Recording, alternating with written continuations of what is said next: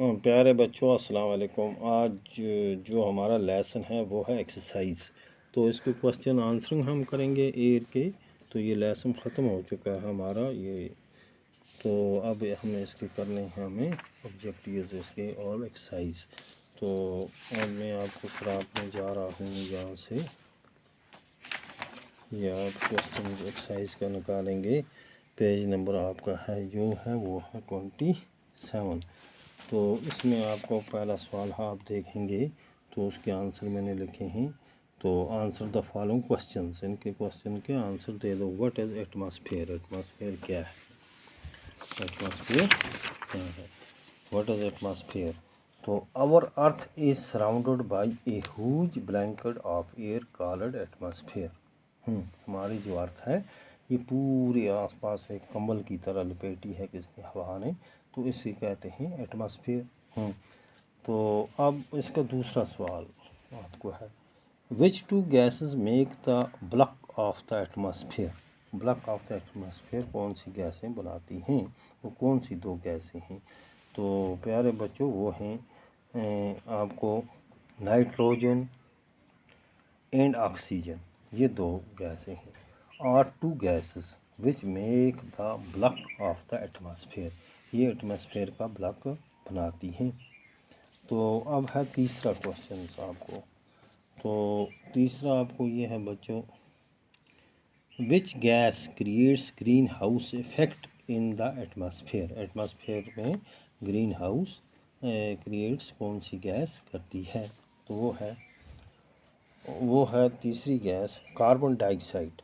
Carbon dioxide released in the atmosphere creates a green house effect bye trapping the heat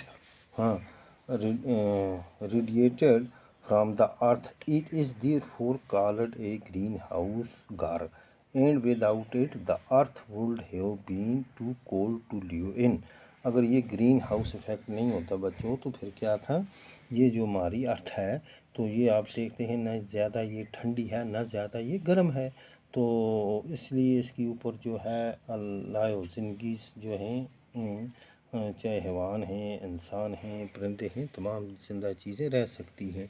अगर ये to cold होती तो फिर भी इस ज़मीन पर कोई नहीं रह सकता था। या ज़्यादा गर्म होती फिर भी नहीं रह सकता था। तो ग्रीन हाउस इफ़ेक्ट का हमें ये बड़ा फ़ायदा है कि ये ज़मीन को बराबर रखती है, ना ज़्यादा गर्म ना ज़्यादा ठंडा। तो ये ना होता तो ज़मीन ज़्यादा क्या हो जाती? ग्रीन हाउस इफ़ेक्ट नहीं होता तो ठंडी हो जाती। What is weather? और क्वेश्चन नंबर 4 है व्हाट इज़ वेदर, ये क्या है? Weather is how to how day to day condition of the atmosphere. A hot or humid weather may make one irritable. अगर humid या गर्म मौसम हो तो उसमें इंसान क्या हो जाता है? उकता आ जाता है, तंग आ जाता है। तो अब वेदर जो है वो ए प्लेजेंट ब्रीजी वेदर, हाँ प्लेजेंट बिल्कुल खुशगवार और अच्छा मौसम, ना ज़्यादा गर्म ना ज़्यादा ठंडा। तो ये क्या करता है? मे मेक वन चेयरफुल, तो ये हमें क्या करता है? खुशी देता है। क्या देता है? खुशी। इसमें बड़ा मज़ा आता है। अब question number 5, name 3 types of rainfall. 3 तरह की रेनफॉलों के नाम बताओ। तो इसमें है बच्चों रेनफॉल, हाँ साइक्लोनिक रेनफॉल एक है। अच्छा फिर है बच्चों हाँ ऑर्ग्राफिक रेनफॉल 2, कन्वेंशनल रेनफॉल 3। ये तीनों आप लिखेंगे तो ये 3 तरह की रेन्स होती हैं, बारिश। What is air pressure? Air pressure क्या है? एयर प्रेशर क्या होता है? ये क्या है? तो इसको हम किस तरह देखते हैं कि एयर का प्रेशर इस वक्त कितना है, ये हमें देखना है। Air pressure is defined as the pressure created by the weight of air. तो हवा का ये वज़न जो होता है इसको मापा जाता है on the earth surface. Earth surface से इसके वज़न को नापते हैं तो उसे पता चलता है कि इस पर कितना प्रेशर, कितने ज़ोर में ये हवा चल रही है। तो ऐसा तो नहीं है ये आस्ता है, धीमी है, या कि बहुत ही तेज़ है, तूफ़ान की शक्ल इसने इख्तियार कर ली है। तो इसको जितना वेट होता है तो उसको नापा जाता है अर्थ सरफेस से, तो फिर पता चलता है कि एयर प्रेशर क्या है, इसका प्रेशर कितना है। अब है टिक द करेक्ट आंसर्स, ये आपको करने हैं। टिक द करेक्ट आंसर ये है आपको। इसमें क्या है, which of the following gases protects us from harmful sun rays से हार्मफुल जो खतरनाक किरणें होती हैं सूरज की, तो कौन सा गैस इनसे हमें बचाता है। तो इसमें आप बच्चों लिखेंगे ओजनी, ये गैस जो है ये हार्मफुल जो इसकी किरणें होती हैं सूरज की, उनसे हमें बचाती। अब इसी का दूसरा है, the most important layer of the atmosphere is, कौन सा है। ये 3 दिए गए हैं, ट्रांसपोस्फेयर, थर्मोस्फेयर, मेसोस्फेयर। इसमें है बच्चों ट्रांसपोस्फेयर ये है कौन सा मोस्ट इम्पॉर्टेंट लेयर है एटमॉस्फेयर का। तो अब है इसका तीसरा, विच of the following layer of the atmosphere is free from clouds, जिनमें क्लाउड्स बादल वगैरह नहीं होते हैं, तो वो कौन से हैं वो कौन सी लेयर्स हैं। वो हैं स्ट्राटोस्फेयर्स एंड मेसोस्फेयर्स, ये 2 हैं, इनमें नहीं होता है। क्या नहीं होता है इसमें, इनमें क्लाउड्स वगैरह नहीं होते, बादल नहीं होते हैं, या हवाई जहाज़ आसानी से इनके अंदर उड़ सकते हैं।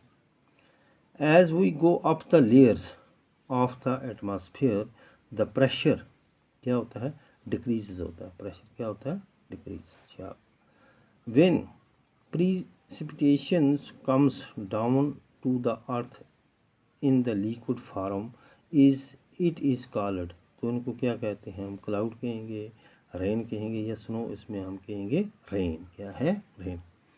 तो ये लिक्विड शक्ल में बरसती है किसके ऊपर, हमारी ज़मीन के ऊपर। हाँ, अब है ये बच्चों सवाल नंबर 3 है आपको, मैच द फॉलोइंग, ये मैच करनी है आपने, मैच द फॉलोइंग।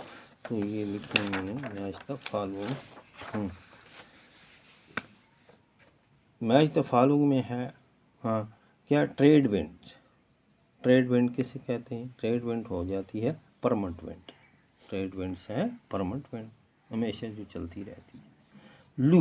लू किसे कहते हैं, लू होती है लोकल विंड, जहाँ जिस जगह की विंड, जैसे हमारे इस इलाके की है लोकल विंड, तो इसको हम कहेंगे लू विंड होती है, लोकल विंड। अच्छा, हाँ, मूनसून कौन सी है विंड, मूनसून है सीजनल विंड, इस सीज़न के ऊपर आती है। साल में आपको पता है 4 सीज़न हैं, इन सीज़नों में आती है ये। तो विंड हो गया हॉरिजॉन्टल मूवमेंट ऑफ एयर, तो हॉरिजॉन्टल मूवमेंट जो विंड होती है करती रहती है, तो ये इसको कहते हैं विंड को हॉरिजॉन्टल मूवमेंट ऑफ एयर। तो बस ये आपके हैं फुल एक्सरसाइज, ये आपने करनी है, ये पूरे लेसन का एक्सरसाइज है, ये मैंने आपको करा दिया, ये आपने करना है, और आपके नोटबुक पर भी लिखेंगे और याद भी रहे। तो आप घर में बैठकर ये पजल्स है इसको करेंगे। Solve the crossword puzzles with the help of A given clues, ये क्लूज दिए गए हैं, इनको आप देखकर तो ये आप सॉल्व करेंगे बस। हाँ, ये लेसन आपको जो है, तो ये लेसन आपके रीड का बिल्कुल ख़त्म हो गया। तो नेक्स्ट लेसन हम स्टार्ट करेंगे आगे से, वाटर के पानी क्या है, तो उसके बारे में पढ़ेंगे। तो आज का बच्चों लेसन इतने ही, तो खुदा हाफ़िज़।